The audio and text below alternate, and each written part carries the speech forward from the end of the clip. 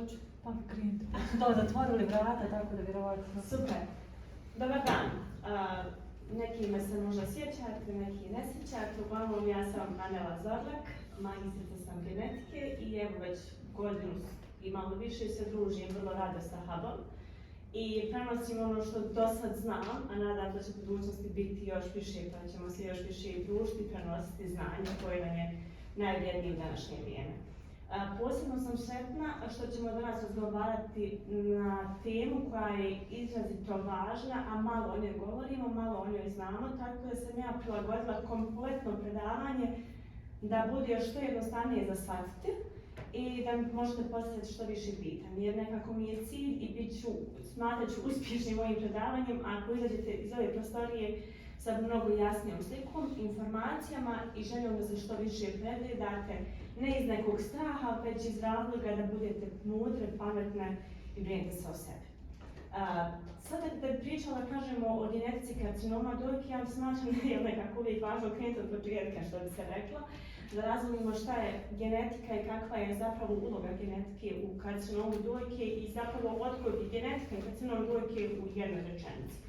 Mene za početak zanima da li vi išta o tome znate, koliko znate, da li ste nešto čitali, što vas zanima, čisto onako da vidim otprilike atmosferu u grupi, koliko znate i koliko vas ova tema interesuje i koliko se zapravo o ovoj temi priča u vašem okruženju.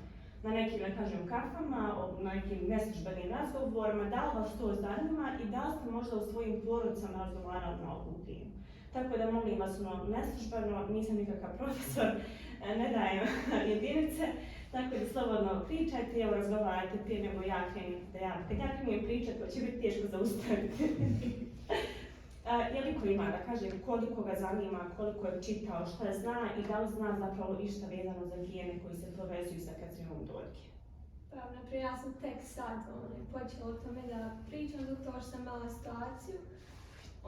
Mama na karcinom dojke i odnosno saznali su ako četvrtak, petak je već preminula, znači jako kasno, tako da sad sam počela da o tome razmišljam i da je to. Hvala što ste dijela ovo sa nama i budi jak. A ako ti bude bilo što zanimalo, molim te, prekidaj kad god treba, šta god treba, a ovo se svi u nas tiče jer ovo mlade žene se smatraju žene ispod 40 godina. Prije možda 5 do 10 godina je bilo apsurdno pričati na temu karcinoma dojke kod žena ispod 40 godina. Jer se smatralo da najviše događa žene od 65+. Međutim, zaista zastrašujući podatak da u zadnje vrijeme sve više i više imamo mladih žena sa dijagnosticiranim karcinomom dojke. Možda neki od vas znaju, ja imam genetičko savjetovalište genetika i u zadnje vrijeme sve više i više radi u slučajevima karcinoma dojke kod mladih žena, gdje imam slučajeve od 27 godina, od 30 godina, 35 i 38. To su znači godine sa kojima trenutno radim na slučajevima. Tako da ja ću krenuti malo da kažem konkretnu priču vezano za genetiku. Evo ovako. Genetika je jako kompleksna nauka i možemo reći da je dosta mlada kada govorimo o genetici u medicini i u kliničkoj primjeni. Ali sve ono što želim da vam kažem da sam jedna velika fabrika, jedna nevjerovatna fabrika koja je tako savršeno uređena i da svaki proces koji se dešava u našem organizmu zaista ima smisla. Kompletna priča je bazirana i nastaje na ćelijskom nivou.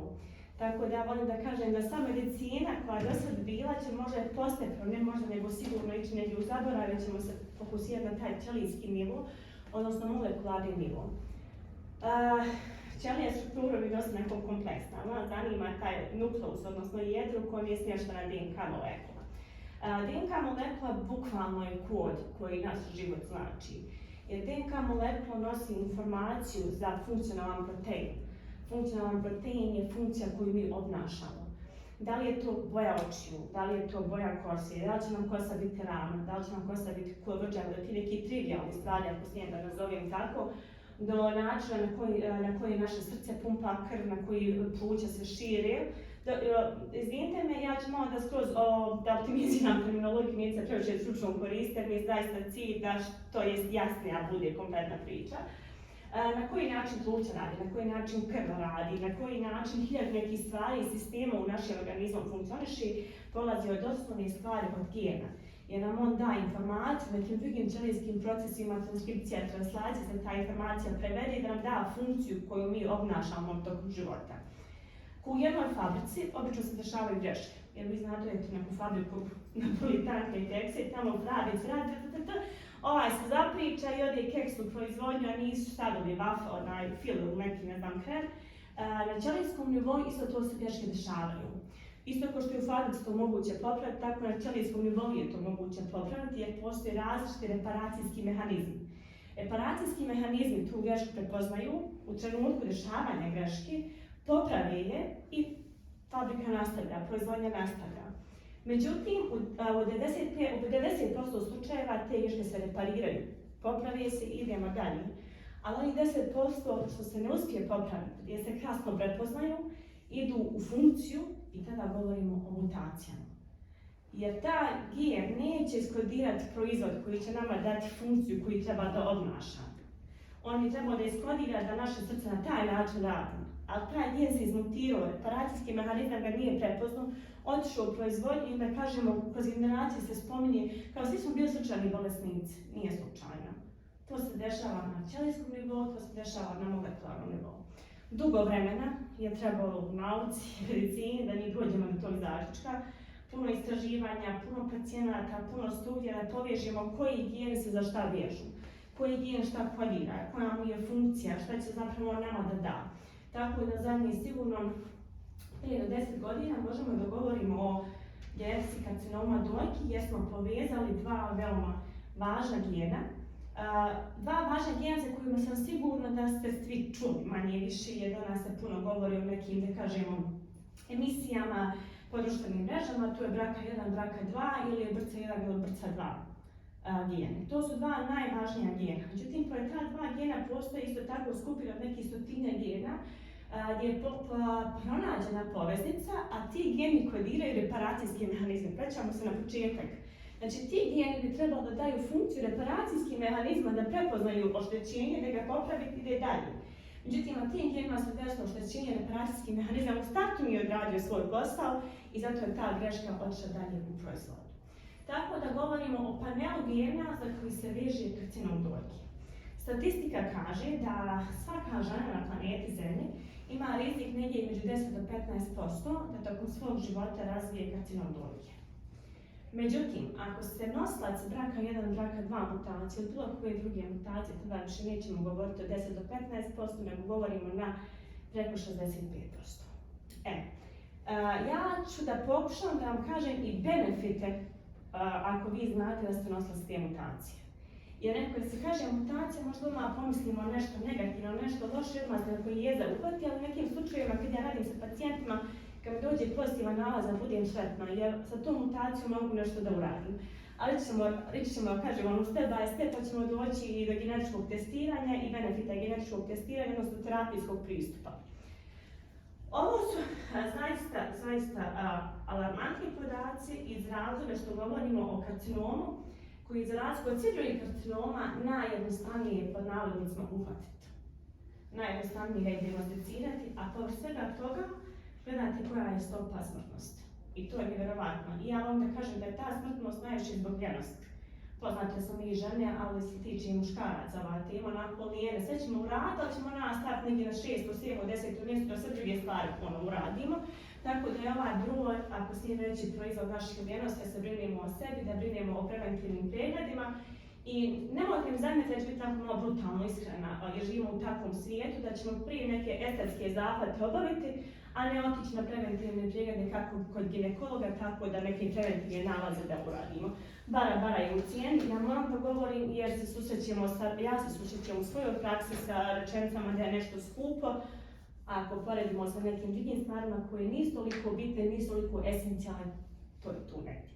Tako vas molim u ovom momentu da zaista sebi i svoje zdravlje stavljate negdje u fokus, pa sve od negdje ostale stvari koje dolaze, naravno sve lijepo i estetike, ali lijepo nećemo se lagati, ali negdje samo malo da poredamo prioritete i bit će sve super. Znači, u razvijenim zemljama, govorimo o razvijenim zemljama koji imaju sjajan zdravstveni sistem, koji imaju preventivne sisteme, jako lijepo urađena smrtnost je negdje, znači, preko 25%, što je prestrašan podatak ako govorimo o karcinomu koji se može u vrlo ranom stadiju otkriti i liječiti, a nekada ne dođe uopšte do operacije, što je jako dobro.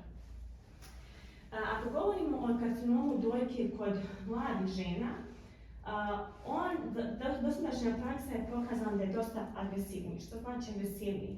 Da on može da nastane na jednom mjestu, ali vrlo brzo u svojoj agresiji se širi na druga tkiva, na druge ćelije, kasnije da metastazira na različita mjesta. Razlog tome je vrlo jednostavan. Kad su mlađi, samo dijeljenje ćelija je dosta brže, mehanizmi se brže dešavaju, tako da je to brži prenos informacije na druge ćelije. Kod starijih žena to isto tako kažemo sporije ide jer vremenom dolazi do usporavanja ćelijskih ciklusa, ćelijske diobe. Kod mladih žena je to jako onako ekspresno i razlog tome je što je jako agresivan, brzo napada, brzo se znači širi i zahvata druge centre, druge organe. Da. Ovo govorimo znači o broju znači koji je kancer najčešće dijagnosticiran kod mladih žena i samom vrhu je opet karcinom dojke i smrtnost je opet karcinom dojke i meni nakon malo poražavajući želim da obratite, molim vas pažnju, znači karcinom dojke je broj 1, ovo je podaci iz 2021. godine. Karcinom dojke je broj 1, karcinom mozga je broj 2. Jel vi znate koliko je teško i koliko je više, kažemo, truda, medicinske dokumentacije i pretraga je potrebno da bi dijagnosticirali karcinom mozga od karcinoma dojke. A vidite koja je, znači, smrtnost od karcinoma dojke. Skoro je izjednačena, ali te dvije stvari medicinski ne možemo izjednačiti. Po broju tretmana, po samom pristupu pacijentu za karcinom dojke do pacijentu znači za karcinom mozga. Znači, dosta jednako različito. Šta se desilo? Gdje je onaj mir za? Ima li ko da pomogu? Ja sam je pali nekad. Ja. Eto, vidiš, normalno je. Neću još lakše.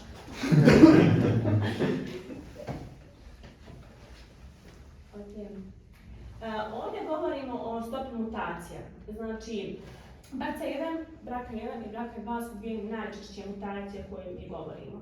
Međutim, kod žena koje već imaju dijagnosticiran karcinom dojke i kada pođu u fazu, da kažemo, dijagnostike i kasnije terapijskom pristupu, nije, da kažemo, rijetka situacija kada doktor preporuči opširniji panel gena. Šta to znači? Jeste da je 90% slučajeva, ako govorimo o genetici, da je BRCA1 i BRCA2 gen. Sa druge strane se zna da nema na BRCA1 i BRCA2 nema niti jedna mutacija, ali da su ti manji geni, manji segment se desne mutacije, da su one prouzrokovali karcinom dojke.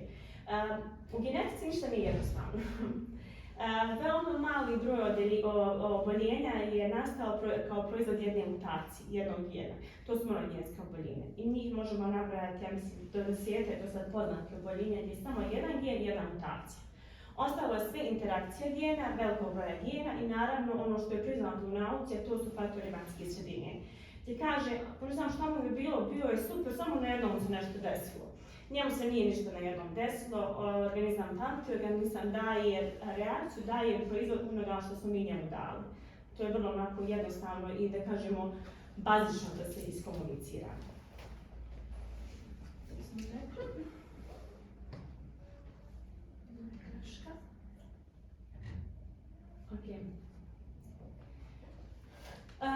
Ovo je bio čisto onako uvod gdje sam htjela da vam predstavim znači, nekako od same strukture, pa što znači gen, ta funkcija. I ja sam zamislila predavanje da samo vam podijelim jedan prikaz slučaja na kojem sam ja radila, koji je na prezentaciji, s druge strane da je jedan iskomuniciran ishrionizam stiga da ga staje na prezentaciju jer je zadnji slučaj na kojem radim, a za koji smatram da je jako važno samo da podijelim.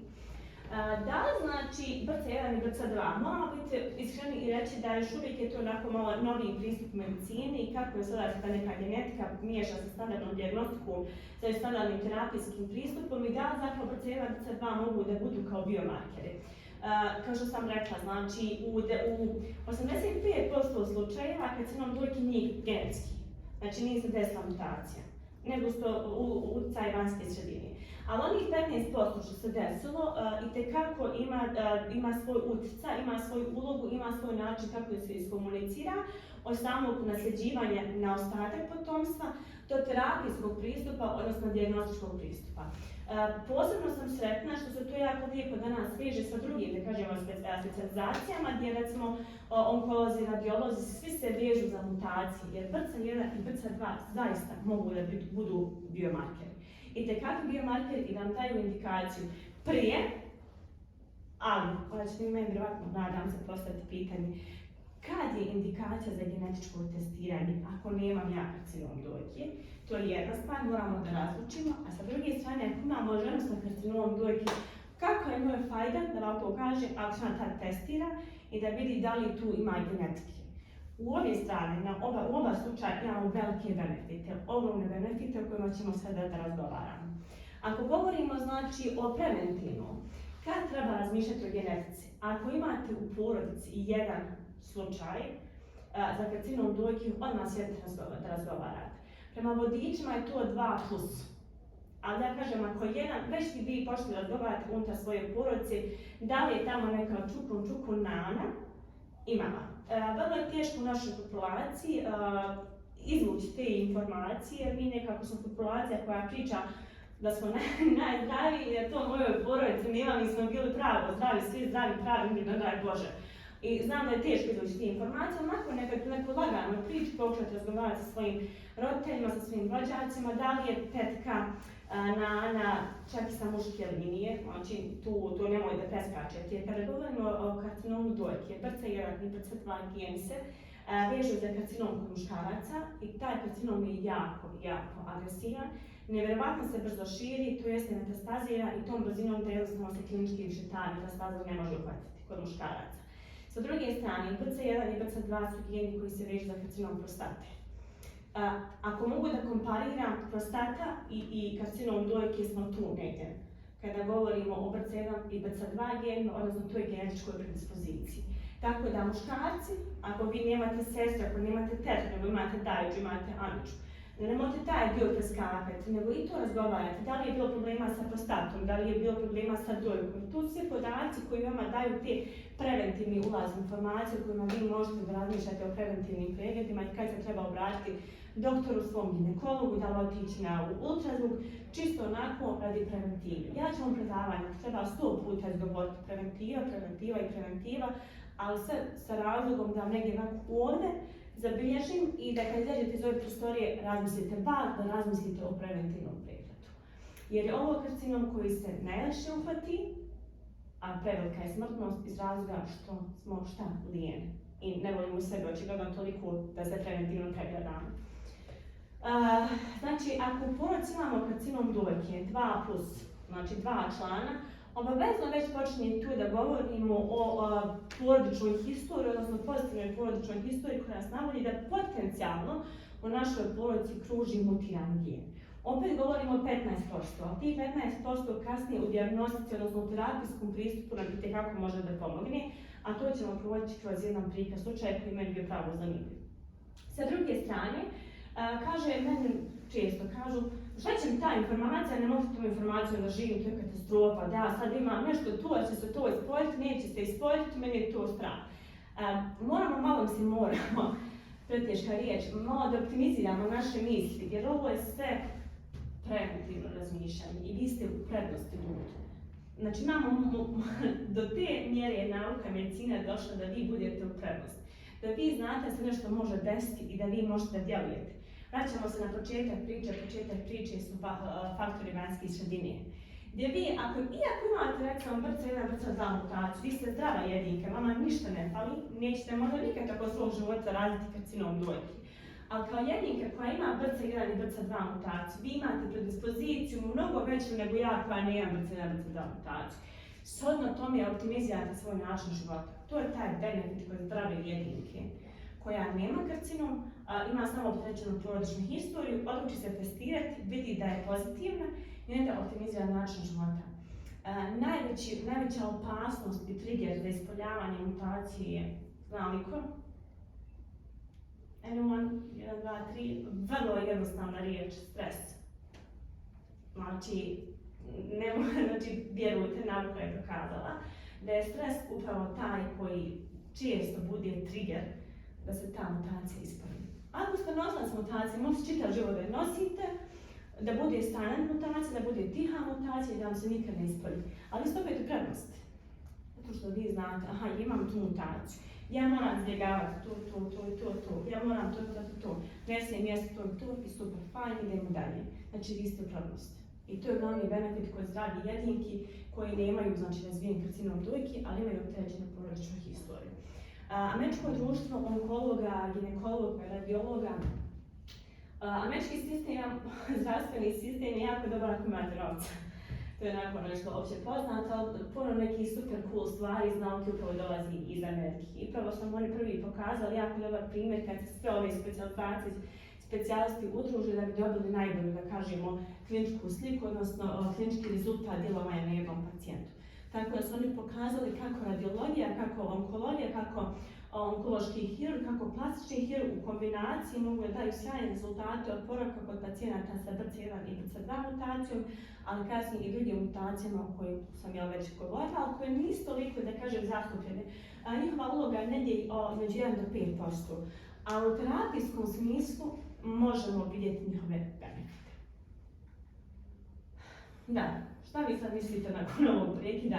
Mali prekid, da li je BRCA1 i BRCA2 važan? Naravno da je važan u predikciji, ali kasnije u terapijskom smislu. Sad mene zanima i molim vas, slobodno, znači komuniciramo lagano, nije ispit, neću vas odgovoriti ništa tome i slično. Ti ćeš odgovoriti na pitanje. Odgovoriti na pitanje, on je tačno 100%. Nema veze, šta ti misliš terapijski pristup u onkologiji ako imamo BRCA1 i BRCA2, na koji način se to može iskombinirati? Dano ja studiram građevinu, a ne Pa blagaj. Savršeno, to su ti vjerski blokovi. Znači ti kao građevinar to treba raditi. Aj prvo pitanje. Aj prvo, skoncentriši se, sve se svoje bilje sad riješi. Ako imamo jednu mutaciju, poznatu mutaciju, BRCA1, BRCA2, znamo za koji proizvod ona kodira, što nam daje kao proizvod. Dobro, bolest. Kind of. Dobro. Da li taj podatak se može koristiti u terapiji? Pa treba. Kako misliš? Pa može. Malo to objasni, ti si inženjer, daj malo kad Ja sam inženjer, kuda neki ne znam priča. Je li ima iko bilo kakvu ideju? Je li iko od vas čuo za termin precizna medicina, personalizirana medicina, precizna onkologija, personalizirana onkologija? Je li iko o tome išta slušao, čitao, gledao? Pa, znam šta je personalizirano u smislu da se svaki pacijent gleda ponaosob i da se neko stanje ne liječi i ne prilazi terapijski u smislu generalnog gledanja, nego baš to što ste rekli, da to je baš za genetiku uopće poznato, da se stoji spušteno molekularni nivo, tako je. Upravo ta priča BRCA1 i BRCA2 dolazi da nam pokaže svoj glavni benefit, a to je znači da se može koristiti u terapiji. Ja ću da objasnim, a sigurno sam da ćeš ti to ponoviti, da možeš svojim drugaricama to objasniti. Super. Kada govorimo o genetičkom testiranju, znači da bi imali terapijski benefit od BRCA1 i BRCA2, moramo odraditi šta genetičko testiranje, tako, što je nekako logično, da vidimo da li se tu desila mutacija na nivou BRCA1 i BRCA2.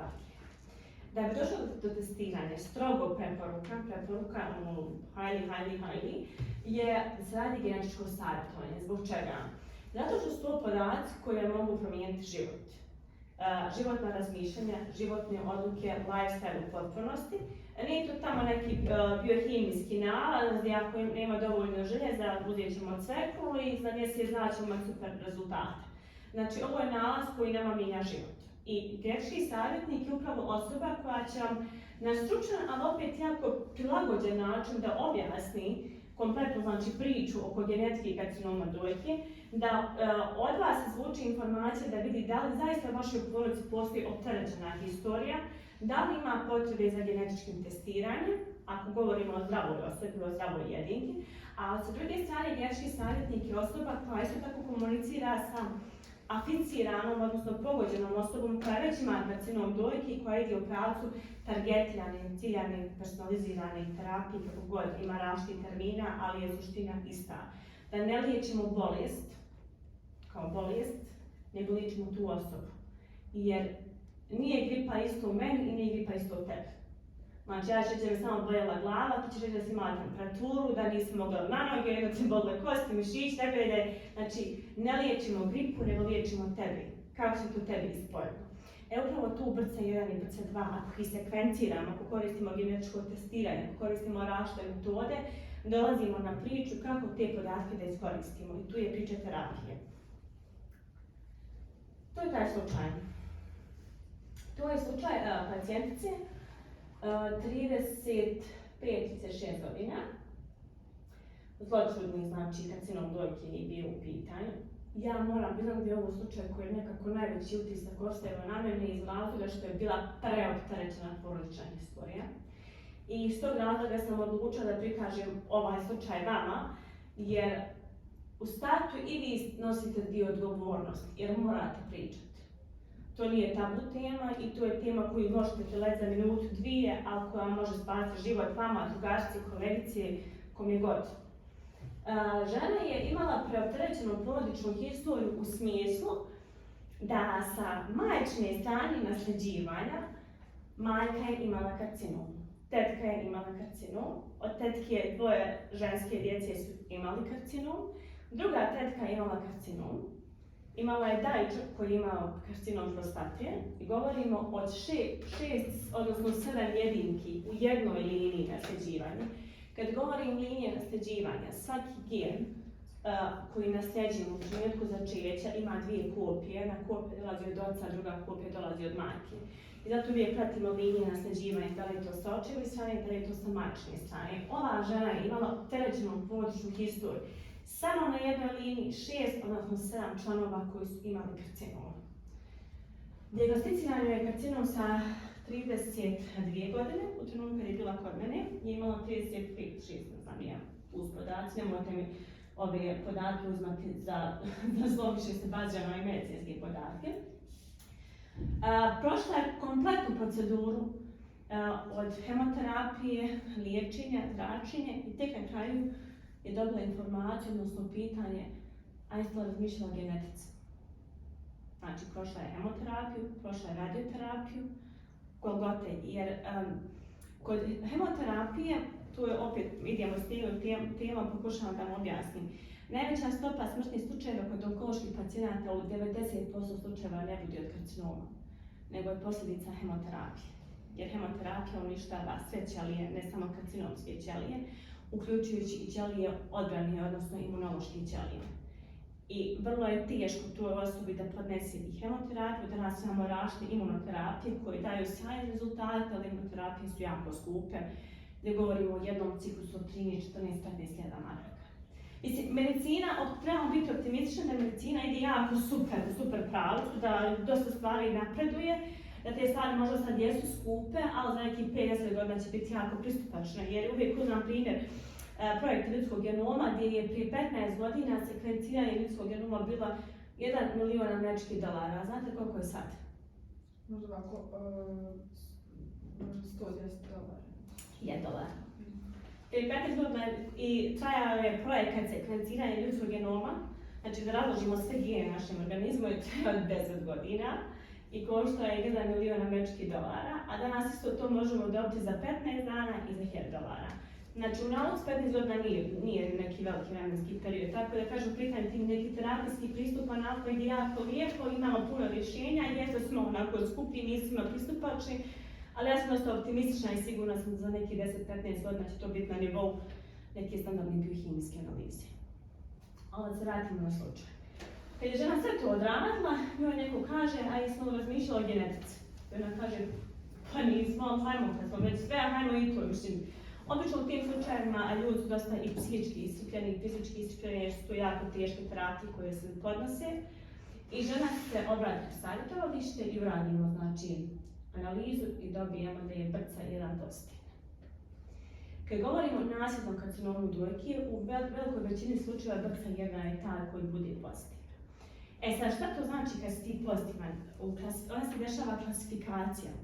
Tako genetika je onako komplikovano, previše svega ima, ali klasifikacija varijante koju mi detektujemo. Da li je ta varijanta patogena, da ona može da izazove neko stanje, poremećaj, oboljenje, da li je potencijalno patogena, što znači potencijalno patogena, znači da prikazi u bazama, svjetskim bazama gena, kod nekih pacijenata se prikazala klinička slika, kod nekih nije. Pa se to još uvijek vijeća, pa se kaže da je ono kao potencijalno. I u mom radu, kad mi dođe jedna najgora varijanta, je WUST varijanta. Varijanta koja još uvijek nema klinički značaj. Ti znaš da imaš mutaciju, a mi ti ne znamo objasniti šta ta mutacija znači. Ali se vratimo u ovoj ženi. Utvrđujemo patogenu varijantu na BRCA1 gen. Personalizirana medicina započinje u momentu varijante. Ovdje nam govori na kojoj poziciji, kojeg kraka i gdje se desila mutacija. Tačno koja se mutacija desila, koji segment hromozoma i na hromozomu se nalazi gen je izmijenjen, na koji način je izmijenjen i koji segment je povukao, odnosno koji segment je otkinut i taj segment ne nosi više pravilnu informaciju. Tako da mi znamo šta se desilo, na kojem nivou se desilo i zašto, odnosno kako je to prouzrokovalo oštećenje koje dovodi do karcinoma dojke. I onda mi ne liječimo samo karcinom dojke, nego pokušavamo da repariramo ovu gešku terapiju. Kada govorimo o terapijskom pristupu, FDA, odnosno Federalna američka agencija za lijekove, to prati. Znači, konstantno se prati da se vidi da li postoje terapije koje su odobrene na tom nivou. Tako da kad mi ustanovimo varijantu u preciznu onkologiji, odmah se pozivamo na baze FDA da vidimo da li je za ovu varijantu odobrena precizna terapija. I ono što je bilo najgore u ovom konkretnom slučaju, meni je bilo da saopštim ženi da ona od ovog nalaza u ovoj situaciji ima samo jedan benefit, stvar dva benefita. Prvi benefit je da zna svom djetetu reći, pošto je ostala kao majka, dječak je u pitanju, ali nema veze ako je dječak u pitanju. Da, vrlo važan podatak. Ako u vašom članu porodice je dijagnosticiran karcinom dojke sa 45 godina, vi počnete imati agresivnije preglede, učestalije preglede 10 godina manje. Znači sa negdje 30-35 godina. To je nauka pokazala. Jer se smanjuje granica. Znači 10 godina uvijek oduzmite ako hoćete da imate agresivnije preglede. Što znači agresivnije pregled? Preporuka za mamografiju negdje na godinu dana, vidite na 6 mjeseci, idete na 8 mjeseci. Naravno, to ne odlučite samo vi, nego to radite u konsultacijama sa svojim ljekarima, da li je to ginekolog, da li je doktor opšte prakse, jer takvi pacijenti su dužni po preporukama genetičara i onkologa koji se bave tom vrstom medicini, da prijavi svoju opterećenu historiju. Benefit ove žene u ovom slučaju je bio da svoje dijete pripremi, čisto onako da kaže, vidi, imamo opterećenu porodičnu historiju, ti ako budeš odrastao, tamo negdje oko 25-30, ćeš imati mnogo učestalnije preglede i to je to. Ne mora ništa značiti, jer još uvijek govorimo o 15%, a tih 15% zaista može da napravi problem. To je jedan benefit i drugi benefit je, kada govorimo o nasljednom karcinomu dojke, tada stopa o povratku. Ako govorimo, ova žena se u ovoj fazi vodi kao čista, odnosno da je remisija, odnosno da se ona kao cancer free, da je zdrava. Ali obzirom da ima ovu mutaciju, stopa oporavka, odnosno povratka karcinoma dojke je prevelika. I u tom slučaju se dešava priča Angelina Jolie, koju svi vjerovatno znate, da je ona preventivno ostranila i dojke i jajnik. Ova žena zbog ove varijante nosi sindrom nasljednog karcinoma dojke i jajnika i preporučena je potpuna operacija obje dojke i jajnika. Trenutno je zdrava, cancer free, ali je preporuka zbog ove varijante i operacija zakazana. To je znači benefit genetike, genetičkih testiranja i koliko je genetika zapravo ima utjecaj. Da je testiranje urađeno negdje na pola terapije, mogu smo uvesti ciljanu terapiju. Jer ova varijanta kod FDA je odobrena ciljana targetirana terapija koja ima preveliku stopu, uspješnu stopu oporavka kod onkoloških pacijenata. Tako da to nije greška doktora, da imamo posla, nego je greška nas, jer mi nismo komunicirali našu informaciju da mi imamo opterećenu porodičnu historiju. U ovom slučaju govorimo o opterećenoj porodičnoj historiji koja nije bila samo malo opterećena. Znači, mi govorimo o opterećenoj porodičnoj historiji u samo 2 slučaja, a ova žena imala 7 slučajeva u jednoj liniji. I ono što je važno, da vi zapamtite nakon ovog predavanja da ti karcinomi ne moraju biti povezani. Da ne moramo govoriti o stopi samo karcinoma dojke, samo karcinoma pankreasa, karcinoma prostate, nego da čak imamo neovisne slučajeve. Na karcinom pankreasa, karcinom mozga, karcinom kože. Je sasvim ok informacija da se vi zapitate da zaista mutirani geni, kako volim da kažem, kruži u vašoj porodici. Tako da danas nauka daje prevelike benefite u medicini i ja mislim, pošto idemo u korak sa tehnikom, da nekako trebamo ići u korak sa naukom. Da dosta razgovaramo, da ispitujemo i shodno tome da sebi postavimo.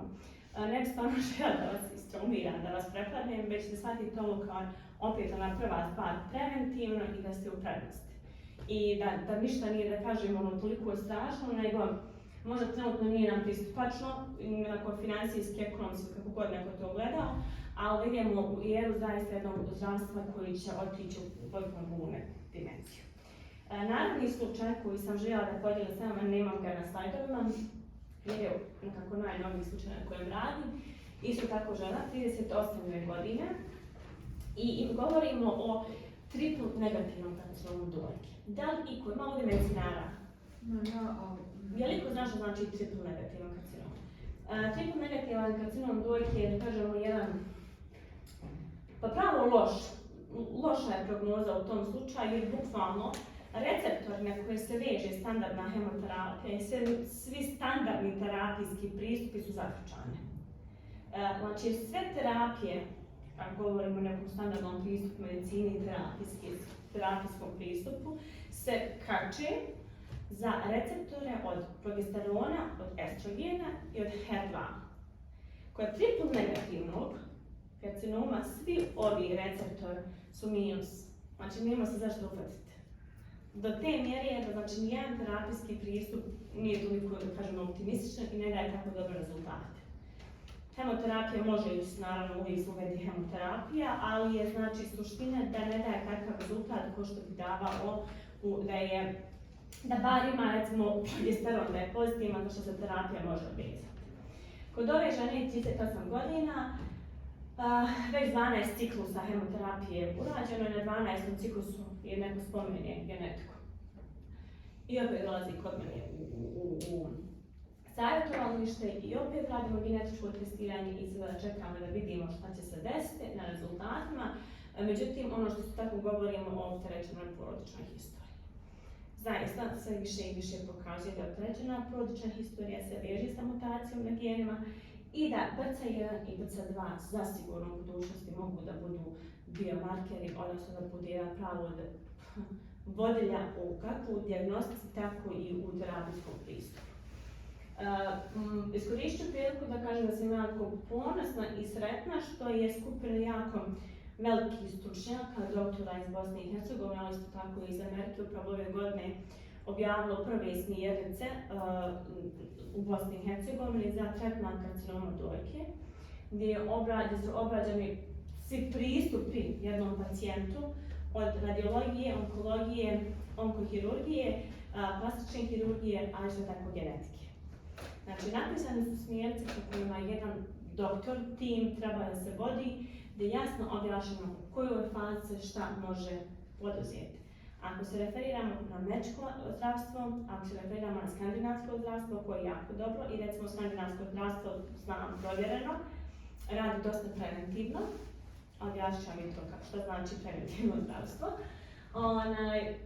Su smjernice, guidelines, vjerovatno ste čuli to negdje, da su to smjernice po kojima doktor se ponašaju, uvode terapije, uvode alteracijske tretmane, zapravo sve na osnovu historije, na osnovu preporuka i tu je prikaz koliko se puno veći uspjeh u liječenju stopa izlječenja dešava ako se uključi više doktora, više specijalista.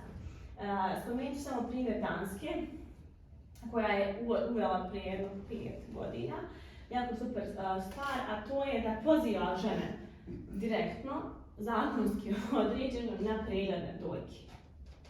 A žene koje imaju opterećenu porodičnu historiju dobijaju gratis genetičko testiranje. Vrlo onako jednostavno, ekonomski jako isplativo iz razloga što je jednostavnije platiti 1.000.000 testova, genetičkih testova BRCA1, BRCA2, nego 1.000.000 istih tih žena liječiti.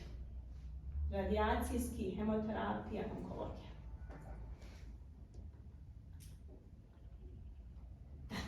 Čiča miča gotova priča.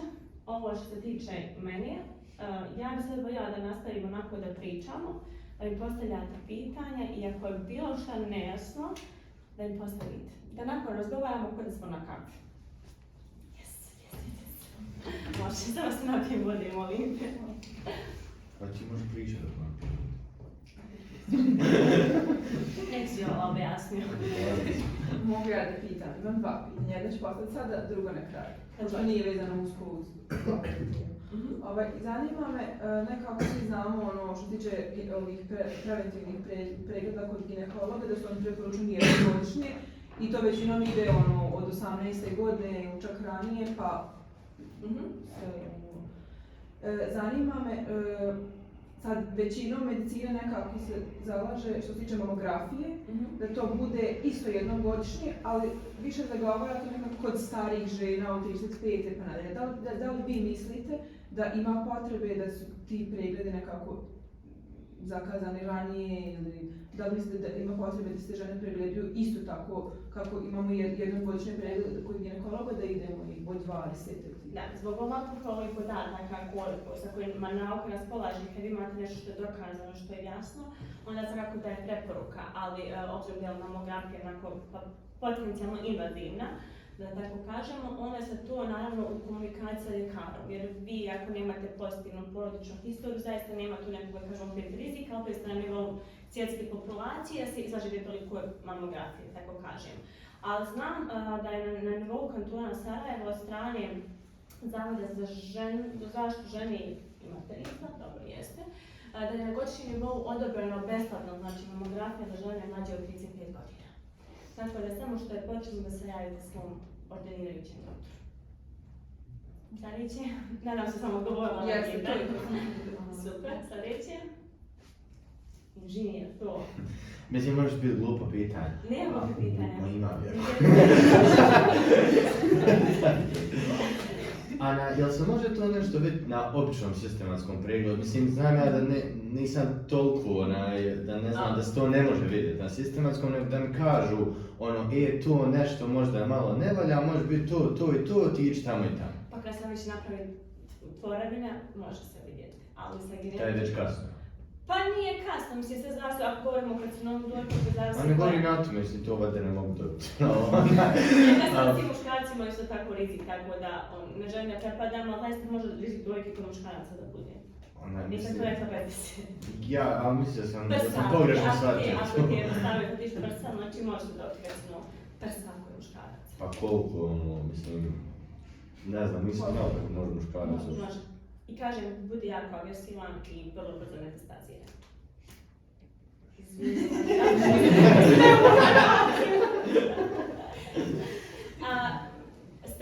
Običnim standardnim sistematskim pregledima vi možete, znači, da vam doktor vidi, jer na kraju krajeva se zavisi ako govorimo o karcinomu dojke.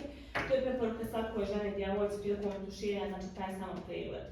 To vas ništa ne košta, znači da se tuširate, samo pregled ima 1000 obrazaca, slika, upustava kako se radi samo pregled koji vam traje 3 minute vašeg životnog vremena. Tako da samo pregled postoji, jer u tim momentima vi možete da napate malo, znači tvorevinu, znači malo, tako kažem, koja je na početku. Isto na tome imaju pristupi koji su dosta jednostavni, gdje vi možete završiti samo sa hemoterapijom i završiti svoj proces liječenja. A ako su mnogo veće tvorevine koji su zahvatne mnogo veće dio tkiva, pa su očito u limfne žlijezde, ako idu u limfne žlijezde da govorimo baš o velikom problemu, jer to naravno komplikuje samo proces oporavka, terapije i svašta nešto. Tako da ti možeš to na sistematskom pregledu, možeš sam da to vidiš. Ja sam više išao na rak prostate, nego na ovaj dojke. Pa na standardnom pregledu može da se vidi, a opet u momentu kad se desila neka promjena. Znači kad već imaš neku promjenu. Koji su simptomi? Za prostatu? Ja. Ako recimo dok sjediš, ako imaš konstantno bolove, Ako imaš često mokrenje, znači nekontrolisano mokrenje, čak vidiš na mokrenje da imaš osjećaj, ali da ne možeš da mokriš, to su recimo od nekih glavnih i krvomoreći. To su recimo tri glavna, osnovna, nema problema na terapijskom pristupu. Šalam, ali to su, da kažemo, tri osnovne simptoma koja se pojavljuju, kod muškaraca moramo govoriti o nekom malo drugačijem pristupu. Vi imate taj sindrom mačo muškarca, gdje teško priznajete da, posebno ovaj balkanski muškarac, gdje teško priznaje, neće da vidi jasne znakove puta. Jasno neće nešto da vidi, ga da vidi. I obično muškarci kod prostate, kada govorimo o prostati, pa veliki je procent da dođu do neke baš krajnje linije kad se oni dođu. Ja i moj prijatelj nedavno to dobio, ali opersan. Da. I sad kad je opersan, on to vjerovatno kasno onda vidi. Mislim, izvađena mu je prostata. Pa vjerovatno je već bila. Sad recimo, ako nađeš ti neku tvorenu, te tvorene naravno mogu da budu benigne, da nisu znači tumorski neki da je maligna. Tvorevina, ako je benigna, ima drugačiji pristup. Mislim, imamo sad neki varijanti koji se mogu otvoriti i mi možemo da razgovaramo. Pa očito je bila maligna, čim je izvađena očajna jest. Tako da, recimo. Pa zašto, na primjer, doktori nisu od nas savjetovali pacijentima genetičko savjetovalište?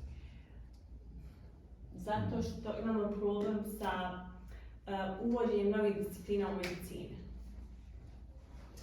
U tom smislu, guidelines koji se spomenula, kako je priroda uči taj dokument, jer ako doktori sami neće da savjetuju uključenje genetičara, da li moraju poštovati te smjernice? Pa oni mogu raditi šta hoće. Znači, to je samo savjet, jer vjerovatno, mislim, ja znam kako kod nas funkcionišu ti stare, etablirane, ne znam ja, branše.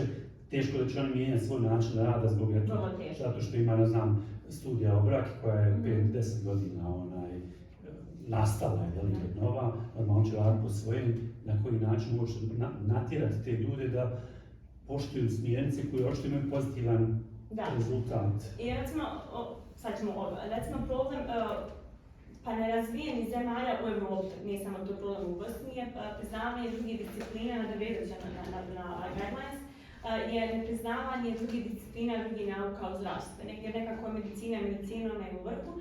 I onda tu je malo teže gdje da se uvede mikrobiologija, biohigijena, genetska, kao da kažemo stručne nauke, kao stručni saradnici u konkretnom tom procesu. I onda to ide baš baby steps. Postoji doktor u Bosni i Hercegovini koji jako lijepo radi, onkolozi sa kojima isto tako ja radim, koji jako dobro poznaju genetiku, posebno kod precizne onkologije, gdje se često referiraju na genetička testiranje, gdje recimo imala sam još jednu pacijentku, njoj je bilo 32 godine i ona je u samom startu radila genetičko testiranje i njoj smo našli BRCA1 i BRCA2 mutaciju, obje mutacije smo našli. I iste sekunde na kliničkom centru u Sarajevu ja sam iskomunicirala sa doktorom i odmah su uveli cijenu terapiju. Tako da ima, da kažemo, svjetla, ima doktora koji zaista sarađuju, koji hoće, da je manji broj jeste, ali ne bi ja sam govorila da je to problem u Bosni, nego je to nekako problem nerazvijenih zemalja, jer smo naviknuti na tu standardni pristup medicine. Sa druge strane, guidelines je nekako svijetlo slovo u bilo koje nauke vani, kada govorimo posebno u Americi, nekako se one vode. I doktori često imaju na svom laptopu, kompjuteru otvoren guidelines za bilo šta i da ako ne znaju napravo, onda se posavjetuju sa guidelinesom da vidi šta će i kako će uraditi. Pa eto, pošto je ovo prvi guidelines u Bosni i Hercegovini, bilo je onako mukotrpno. I ono što ćemo pokušati da idemo prema ministarstvu. Da ministarstvo to usvoji kao dokument koji će da bude, da ministarstvo naredi doktorima da se vodi tim guidelinesima. Tim guidelineom. Tako da pokrećemo od kantonalnog ministarstva jer Bosna je komplikovana zemlja zbog podijela federacija RS, tako da je ta federacija i RS dotiču i samog guidelinea i usvajanje na koji nivo će to da ide. Možda dogodine ne usvojene, ali smo optimistični. Sljedeće pitanje. Reci. A koje metode koristite za genetičko testiranje? Sjajno pitanje, jes. Volim kad se to pitanje postavi. Postoji veliki broj metoda za genetičko testiranje i sve zavisi od informacije koju želimo da dobijemo.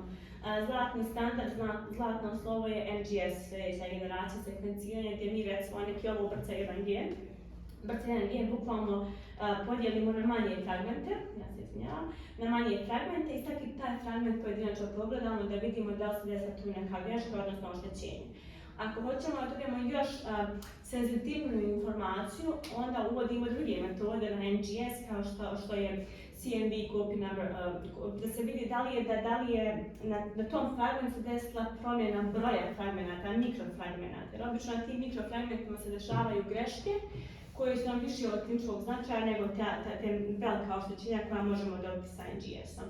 Tako da u zavisnosti koliko duboko, koliko senzitivnu informaciju želimo, toliko i uvodimo metode, ali da je zlatni standard i da se počinje od NGS-a je NGS, to je sljedeća generacija sekvenciranja. Neko koristi Sangerovu, Sangerova je bila prije, ali nakon Sangera je NGS, tako da u kliničkom smislu najviše koristi NGS. Ajde, sad da ćeš opet. Ovo malo prije bilo mi interesantno pitanje oko guidelinesa i toga, mislim, to se može svesti na onaj basic nivo obrazovanja. Dakle, mislim da odatle sve počinje i da je tu onaj uzrok žarište problema. Dakle, studenti medicine koji još uvijek prolaze na tradicionalni starinski način obrazovanja sa zastarjelom, jako zastarjelom literaturom, koja je već, tako kažemo, poprilično prevaziđena. Tako da i kao jedan student medicine sve se svodi na neki lični angažman, a i kasnije vjerujem da je to i problem ljekarima. Dakle, praćenje smjernica koje stalno izlaze za neke nove smjernice i to se u suštini, mislim, sve svodi na neki lični angažman ljekara, koliko će biti involviran i koliko će on zapravo za dobrobit na kraju krajeva svojih pacijenata da prati neke nove. Opet možda imamo tu malo tog balkanskog sindroma da se jako volimo držati nekih stvari onako tradicionalnih, kao provjerenih. Ja mislim, to je proces. Što prije shvatimo, bude nam jednostavnije da je proces, jer mi inače teže ustajamo sve što je novo. Ne vezano samo za medicinu, nego bilo neka promjena nama to malo teže ide. Da kad vi dođete, bio je super jedan primjer sa jako cijenjenim doktorom u Sarajevu, s kojim sam ja započela saradnju, ali bio je jako simpatičan naš prvi sastanak, gdje sam ja došla onako jako entuzijastičan i ja njemu objašnjavam šta mi možemo sa genetikom uraditi, on je pretenzio, ali jako cijenjen, jako pametan, mislim, ko se mene govori, njemu je pamet čovjek, je ono doktora. I on kaže ovako, šutiš me, slušaj sine Anela, ali sine Anela, rekao, slušam doktore, ja kad sam završavao medicinu, o tome se nije pričalo, nemoj mi, kaže, komplikovati život pred penziju, tako ti Bog. Nemoj mi, kaže, samo sad, ti se time bavi, rekao, super, nećem komplikovati, ali me onda zovite, kaže, što treba, znači imaju i drugi, jer vremena se mijenjaju, nauka se mijenja, mislim, tehnika se mijenja, ako nauka shodno tome ide, tako da nadam se. Ja sam nekako optimistična jer mic po mic jest prespor proces, ali se promjene dešavaju. I slažem se da je na ličnom nivou da budeš ti svjestan ako želiš dobrobit, da malo čačkaš, da malo tražiš. I jedan guidelines nije statičan, on se konstantno mijenja, jer danas što važi za mjesec dana možda neće važiti. Jer jako brzo se sve dešava. Moje pitanje je bilo samo kratko za ovaj prvi slučaj. Vi ste rekli da je kao ta terapija za da je to genetika kasno nekako ušla u taj slučaj. Pa je, moje mišljenje je da jest, a mišljenje je drugi s kojima sam... Znači tada je još bilo kasno za tu neku ciljanu terapiju? Pa jest, zato što je žena obavila sve terapije koje trebala da obavlja u tom momentu, jer je u tom momentu proglašena cancer free osobom. Tako da mislim, njoj je samo preporučen nastavak imunoterapije, zbog oštećenog imunološkog sistema koji je, kažem, popratni element kompletnog onkološkog pacijenta i te imunoterapije daju jako lijep odgovor i daju lijepe prognoze, samo što su nažalost malo skuplje. A pošto je pisalo da je u pitanju Zagreb, htjela sam Zagreb? Da, osoba je iz Bosne, iz Čače, Cazin, ne pamtim toliko je te tengane, ja sam genetski puno je. Ona je iz Caza, tako da većina naši ljudi koji žive u Cazini gore taj dio se liječe u Zagrebu. I samo sam htjela pitati još kolika je dostupna kod ciljana terapija, kako da kažem, financijskom smislu? Ja ovo su pacijenti koji su bili kod mene i koji su dobili braka 1, braka 2 rezultat pozitivan, da im je uvedeno for free na kliničkom centru, jer neke te terapije su, kažem, opet standardne koliko toliko. Ako govorimo o gene editing i nekim malo većim zalogajima, onda je to malo skuplje. Viš tako? A koja je vrsta mutacije na braka 1 i braka 2? Je li uvijek ista tipa supstitucija i delecija tu ili je ono zavisi od slučaja do slučaja? Od slučaja do slučaja. Ne možemo nikad govoriti o nekom uniformisanom, da kažem dešava se duplikacija, dešava se insercija, delecija ili bilo koji tip, obično su to da kažemo kombinacije. Ono što je nekako možda od većeg značaja na kojem fragmentu, odnosno na kojem segmentu se to desilo, jer ti znaš na kom kraku, na kom fragmentu se koji, kako je to, malo mi je teško, pošto mi je literatura na engleskom, ja se izvinjavam. Mi znamo na fragmentu hromozoma se nalazi jedan dio koji kodira za taj proizvod. Jer ako mi znamo da se desila mutacija na tom fragmentu, mi znamo što trebamo reparirati, na koji mehanizam treba terapija da reaguje. Tako da ne možemo govoriti samo o toj mutaciji. Možemo govoriti najučestalije, jer je vrlo teško. Ovo je dva banalna pitanja, totalno banalna da bi razumio. Gledali smo statistiku vezanu za karcinom dojke, drastično veća nego ostalo. Šta je specijalno, zašto je to baš u tom tkivu tako prisutno? Tanko tkivo. To se tanje tkivo i to se onako podložno sa jedne strane, sa druge strane je prokrivljeno sa jedne strane, a sa druge strane limfni čvorovi i sa četvrte strane mliječne žlijezde. Savršen medij za razvoj karcinomskih stanica. Nije banalno pitanje, dobro je pitanje. Jer mislim, vrlo onako je, svega je tu na malom prostoru skupljeno, a ako ste imali, ne znam, ako ste imali ultrazvuk štitni ili bilo koji, da kažem, ultrazvuk, kaže prokrivljeno. I onda se dok ne sviđa taj termin, kaže prokrivljeno je. Jer tu prirodna koncentracija fluida, prirodna koncentracija, to je savršen medij, da se dešavaju ubrzane diobe. Jer šta je karcinom? Ništa drugo nego ubrzana proliferacija ćelije, jer u toj proliferaciji nastaju greške. Drugo pitanje je vezano za može li se taj gen, dakle, prije nego što se aktivira, kako da kažem, operisati, odnosno ugasiti, odnosno korigovati, znači... Pa to je taj gene editing. Prije 2 godine bila je Nobelova nagrada za CRISP metodu, gdje bukvalno se radi, da se izraže taj fragment mutiranog gena, i ja se desi lijepljenje tog gena. Ja to volim da pojednostavim ovako, dakle ovo gen i znamo da je u ovom segmentu se desila mutacija. Pomoć te CRISP tehnologije se radi, izraže u taj segment i ligazama, odnosno ćelijskim ljepom, bukvalno se spoji. A čim reže? Bakterijama. Hvala. Mislim, jako je zanimljivo, ja sam imala sve da ga pričam o tome. Bakterijama, potencijal bakterija, njihove sposobnosti na ćelijskom nivou, njihova standardna funkcija koja se, mi smo previše nekako fokusirani da su bakterije loše, ali bakterije imaju super neke osobine koje se koriste za gene editing, za neke malo druge cool inženjerske stvari. Gradnja. Kod nas. Vidiš, što se tiče gene terapije, gene editinga, to je nešto što neće sigurno biti toliko dostupno u narednih 5-10 godina jer je preskupo. Ja sam imala pacijenta u pitanju dječak 11 godina koji ima specifičnu mutaciju koja mu izaziva noćno sljepilo. Tokom dana savršeno vidi, navečer ne vidi, gubi vid navečer i nađena je mutacija i bukvalno postoji lijek, ali taj lijek košta 7.000 maraka. To je gene terapija, genska terapija. Jeftinije. Ok. Ona je bila 700.000 i to samo jedan ciklus. I 100% radi ili će možda... To je super isto. Znači kad se radi gene editing, veliki je benefit. Ali kad ti nešto izražiš, kad ti izražiš svoju haljinu, ona više nije ko što je bila prije, jel tako? Hoćeš da suziš hlače, sušćeš i, ali ove ćeš i vidjeti, ona je šar. Taj šar tebi neće proizrokovati neki veliki problem, jer ono prošćeš ga sa kompa, nema veze. Ali nikad ne znamo prilikom tog isjecanja da li ćemo da uhvatimo segment nekog drugog gena, da ga oštetimo koji kodira za neku drugu jako važnu funkciju. Dobijena je Nobelova nagrada i zaista već ide tu na druga strana etike, dok smijemo ići, šta smijemo ići. ali to nešto će biti dostupno i ja sam sigurna, ako sad da zapišemo za 10 godina kao i ono, kad ćemo.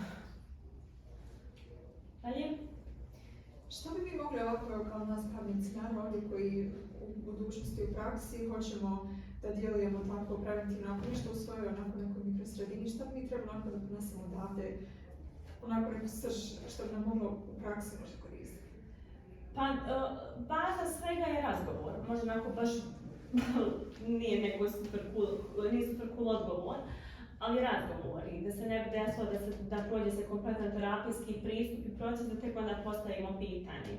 Nego da se vidi ta genetika, da se razgovara i da se porodična historija, odnosno lična historija tog pacijenta uvede kao sastavni dio vašeg kartona. To bi ja recimo, da sam ja neko, ja to stavila kao must. Da u vašem kartonu stoji da li je opterećena porodica, da li je opterećena porodična historija i da li je opterećena lična historija. To su dvije potpunosti različite historije. Ako govorimo o porodičnom historiji, znači da su članovi naše porodice bili pogođeni nekim oboljenjima.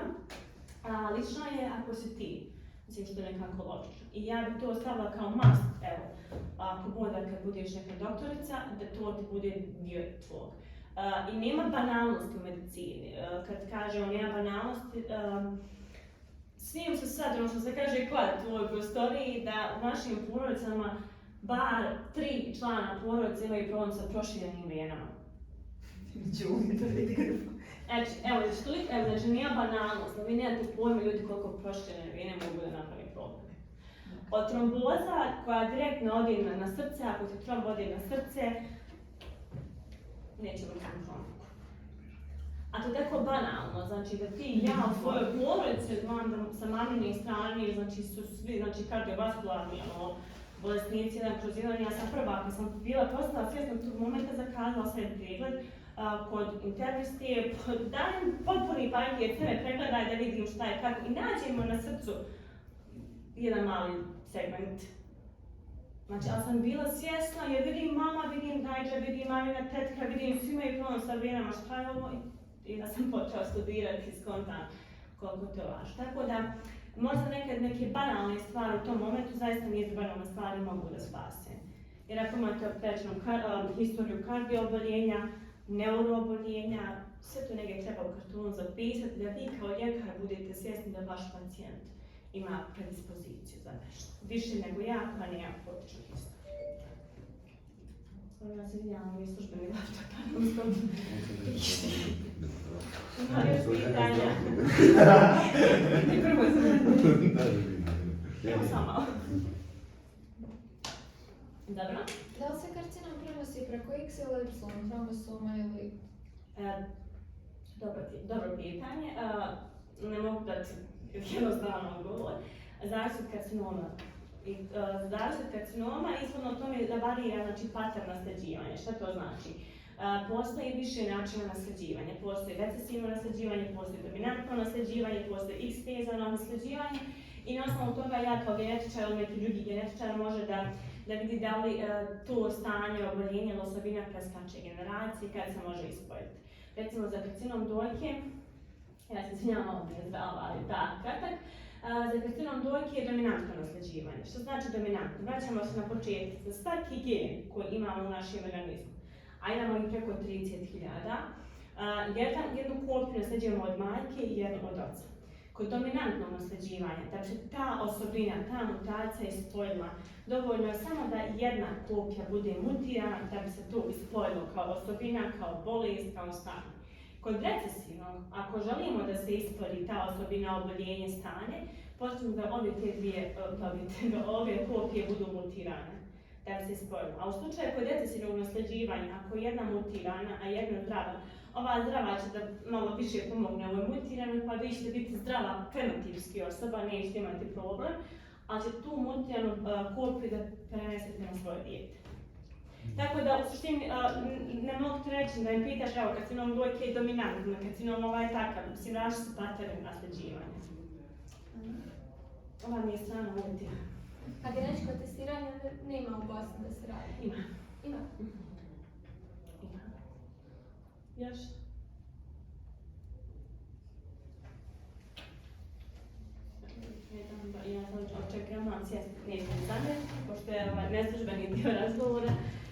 čekam inženjersko pitanje. A šećer?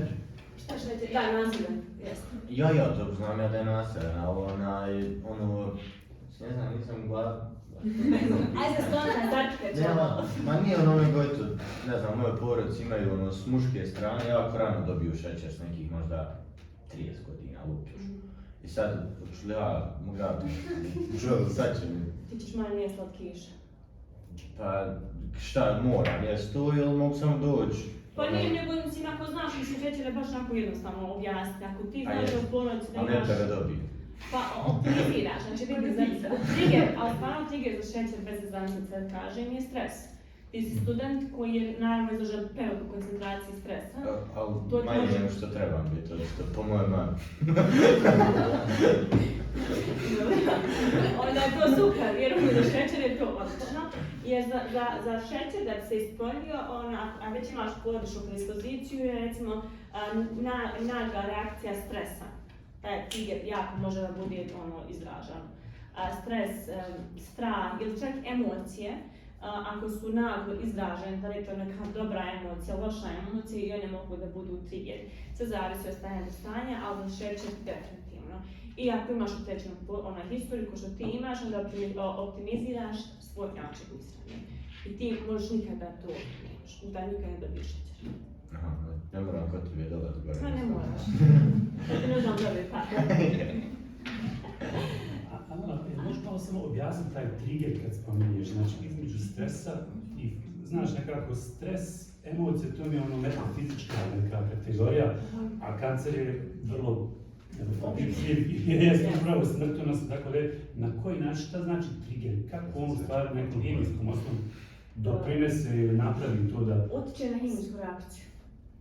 Emocije i stres utiču na izmjenu hemijskih reakcija koje se naravno vežu za te hormonalne zapravo reakcije. Kad se luči prevelika doza dopamina, serotonina i neki drugi tako dalje hormona. I upravo to jesu jako apstraktne i dugo vremena u nauci nije htjela da se prizna da to može zapravo da bude trigger.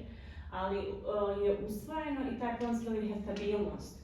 Jer to može itekako da utiče, jer izmjena te hemijske reakcije, prevelika doza strah, jako lijep, gdje ti doživiš saobraćajnu nesreću, može onako klasičan primjer, gdje ti u autu pjevaš, super ti izađaš sa drugarcom i bum, desi se taj crash, nada. I kad se dešava prebrza reakcija, izmjena hemijske reakcije na nivou ćelije, koja može da prouzrokuje hiperproliferaciju ćelija koji odlazi u karcinomsku ćeliju. Znači sve se opet veže na hemiju i na biohemiju. Iako je dosta onako apstraktno, ali naše tijelo je jako pametno i pamti to. Ti možda nekad nisi svjestan da si sretan, da si tužan, jer nemaš kad time da se baviš, jer te život nosi. Ali negdje tu ovdje jako lijepo ćelija osjeti, pumpa se krv brzo protiče. Pluća više radi, velika koncentracija kisika i to naravno sve utiče dole na manji nivo, to je taj hormonalni dio koji utiče. Mislim, dosta onako sve to apstraktno iskreno, kad i ja učila sam morala dosta stvari crtam da bi sebi napravila sliku da bi mogla da tu uvježim da ima imaginarni svijet. Da li ništa? Ovdje vas sredina, znači pikirano da nam pitanje, znači pitanje titrana usmano. Tečno sve vrijeme vidi. Ne, stvarno nemam ništa da pitam. Većinom što me zanimalo, neko je već postavio, tako da nije sve. Super. Nadješ? 1, 2, 3. Ako nema, ja vas neću više držati na času. Ne, stvarno, šala kraj. Volim naše druženje, naše razgovore, jer smo onako opušteni, to očekujem od vas.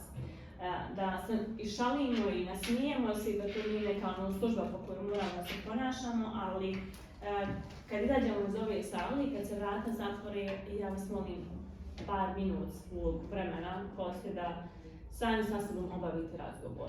U zadnje vrijeme jako bitno voditi razgovore.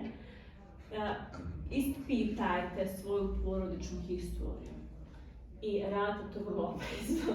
Jer naši starije generacije to malo pogrešno shvataju.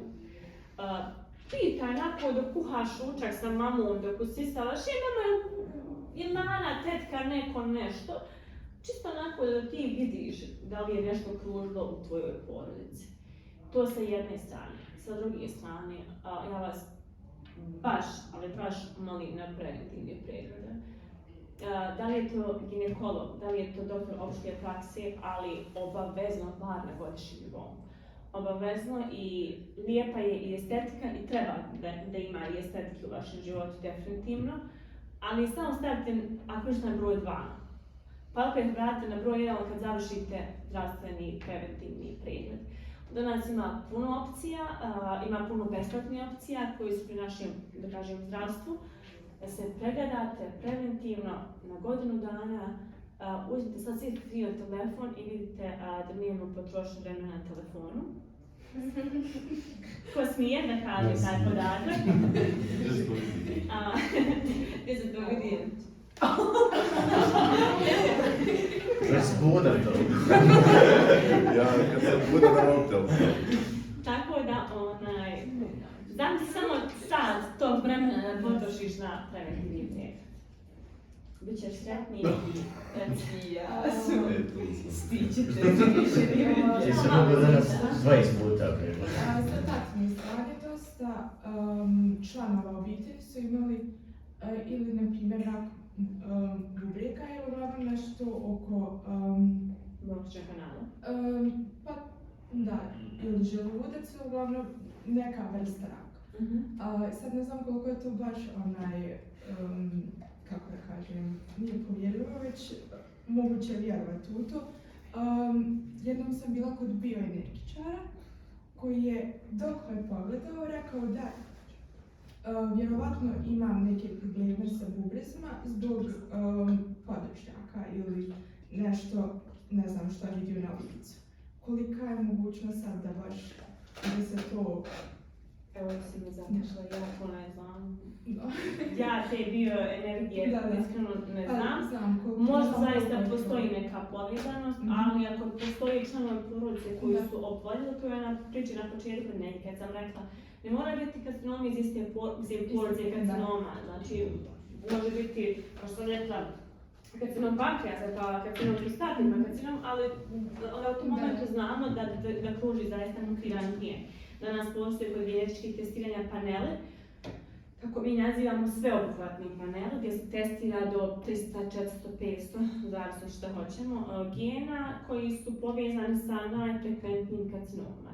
Isto tako, trenutno ne raspolažemo sa informacijama da je svaki tip karcinoma nasljedan, jer nemamo informaciju o mutaciji koja je povezana sa tim karcinomom.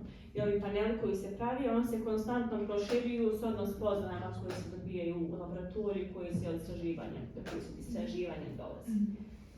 Tako da, nemoj da budeš negdje opterećen na tim, ali da znaš da se tu nešto dešava, ja to da nešto kruži u porodicu, pa nekad ne znam, ja sam imala nekada možda zanimljiv slučaj, mislim, to je bio prvi onkološki slučaj na kojem sam radila. Žena je iz Njujorka, 38 godina i imala je konstantne, ima još uvijek, konstantne nenormalne bolove u želucu.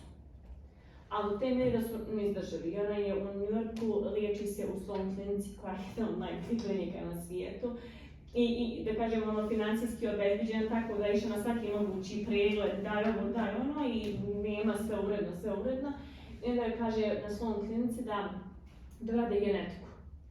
I to je super primjer iz dva razloga. Iz razloga što doktori nisu htjeli da rade genetičko testiranje dok ona nije donijela porodičnu historiju. Da vide koliko članova da niko u porodici imao problema sa karcinomima, sa tegobama zapravo u želucu. I njoj je to bilo pravo teško, su roditelji konstantno ponavljali da su oni svi zdravi bili, da su Nanja i Čuko Nanja, su bili zdravi, ali eto nekada je dobro podatak da je taj bol u želucu, da to prije 50-60 godina niko nije znao karcinom ili nije, ali da je bilo zabilježen ti konstantni bolovi u želucu. Tako da su doktori na kraju prihvatili radnu genetičko testiranje i nađena je mutacija CDH1 gena. Zbog te mutacije, ta žena trenutno je fenotipski i klinički zdrava osoba. Ali njena šansa da njoj je 38 godina, da do 40. godine razvije karcinom želuca je 85%. U tom momentu Sloan klinika možete da progooglate, to je top 3 klinike na svijetu. Iste sekunde konzilij zakazuje, odnosno preporučuje operaciju preventivnog odstranjivanja želuca.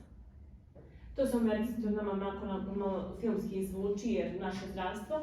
U Americi kad imate takvo osiguranje, kad imate novac, to je bez problema, ali što se dešava, nije operacija odstranjivanja želuca jednostavna. Automatski se okupio tim od nutricionista i psihologa, jer ja sam potpuno do života, od ishrane, svega. Samo na osnovu mutacije, na osnovu koje je viđeno da ta žena u naredne 2 godine svog života ima rizik da razvije invazivan tip karcinoma želuca, je preporučena podhitna operacija odstranjivanja želuca, eventualno druga opcija da na svakih 6 mjeseci radi gastroskopiju. Da vi znate koliko je to prestrašno, svakih 6 mjeseci radi gastroskopiju, a plus od toliko mehaničkog oštećenja zapravo može da i to prouzrokuje se istim karcinom. Tako da summa summarum.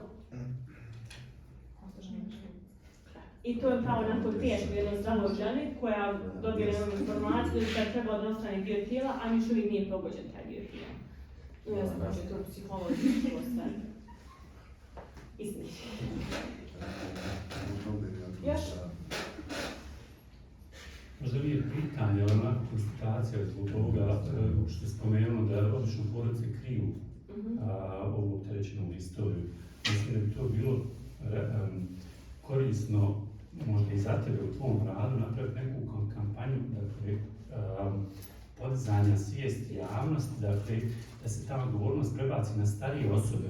U smislu, pričajte svojim unucima ili djeci o bolestima koji ste vi ili oni prije vas imali, ne da krijete to kao da se ne čuje, znaš naša. Je to sramota nešto, je skoro da sramota u stvari, time ga ubijaš umjesto da mu daš mogućnost da ima kao ona žena koju si spomenula, njen primjer, koja je mogla imati vjerovatno bolji život, kvalitetniji život, da je neko rekao prije toga da je mogla imati opasnost u 30 ili 40 godinama, ali niko nije, ne znam, ljudi su šutjeli, porodica šutjela, znači neku kampanju može udariti na starije, znači prebaciti odgovornost na njih i reći im nemojte ubijati svoju djecu, a genetski možete, odnosno genetikom ih možete izliječiti ili ne znam, prevenirati neku opasnost u budućnosti. Baš hvala, sviđa mi se.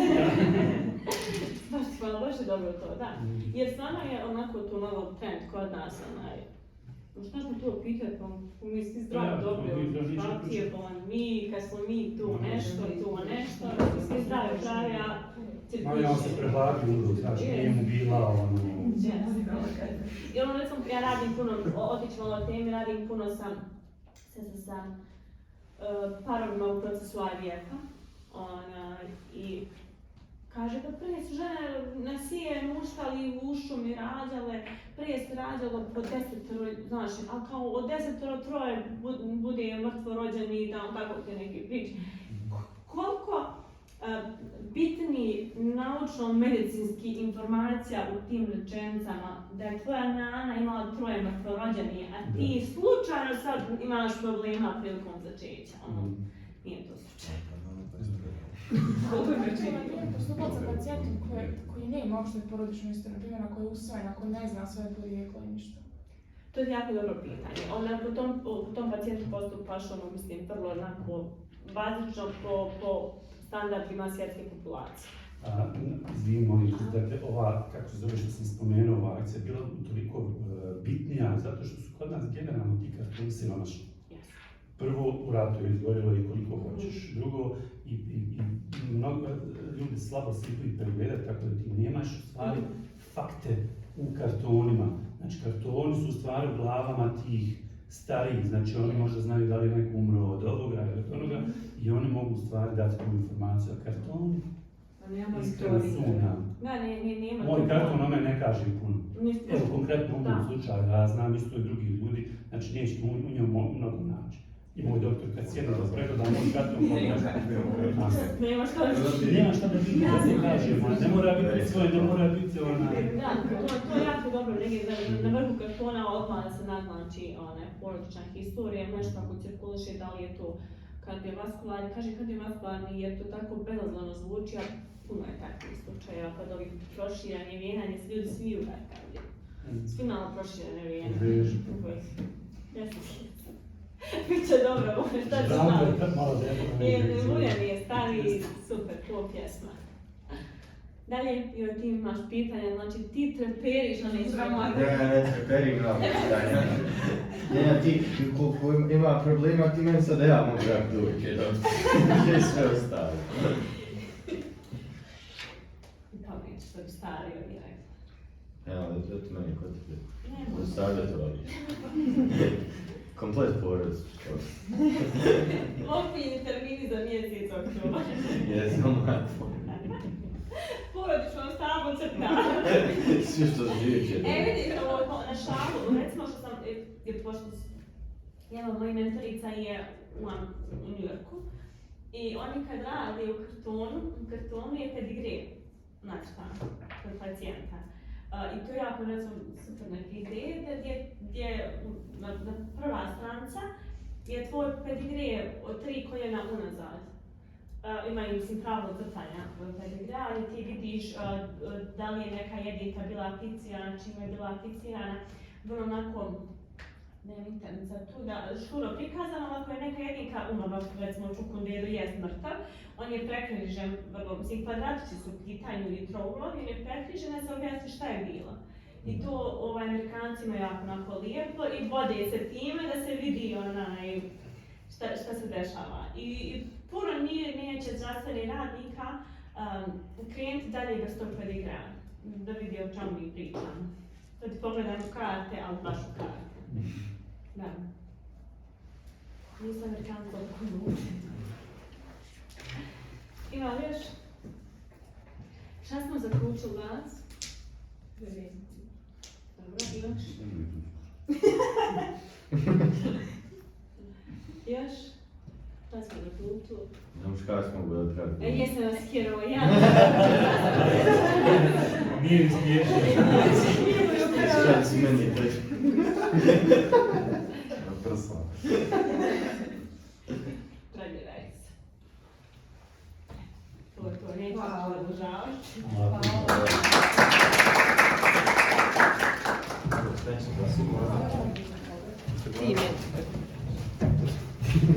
Jesam ja hvala što ste.